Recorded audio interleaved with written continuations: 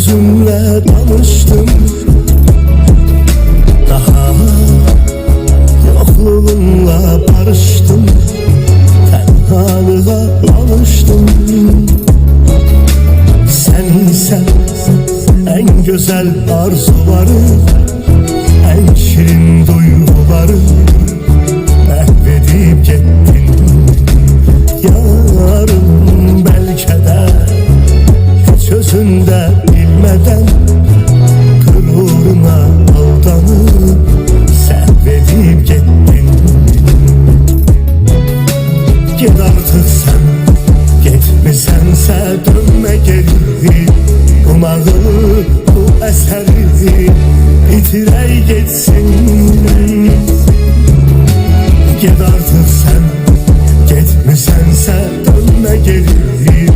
Bu kederli nəğmələri bitirey gitsin. Axı niye en güzel arzuları, en güzel duyguları mahvedip gittin. Yarın belki de hiç özünde bilmeden gururuna aldanıp sevvedip gittin.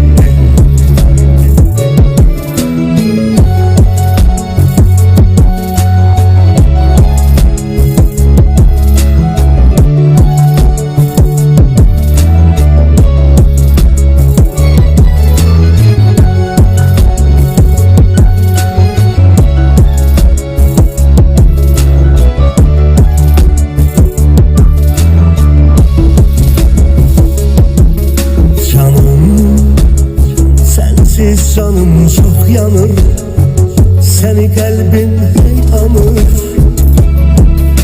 Yine hayallerin canlanır, yine başım fırlanır.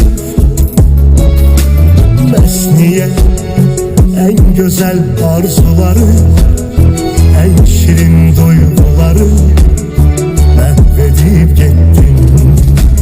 Yarın belki de hiç özünde bilmeden gururuna aldanıp sevvedip gittin.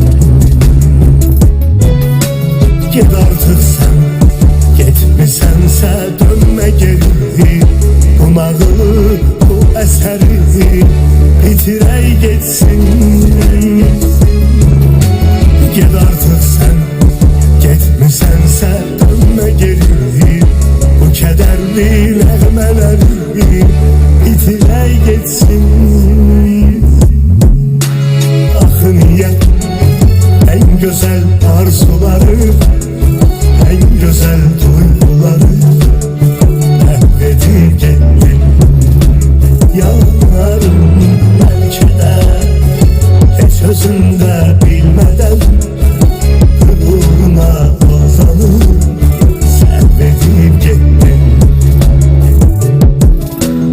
Axı niye en güzel arzuları, en güzel duyguları mahvedip gittin. Yarın belki de hiç özünde bilmeden gururuna aldanıp sevvedip gittin.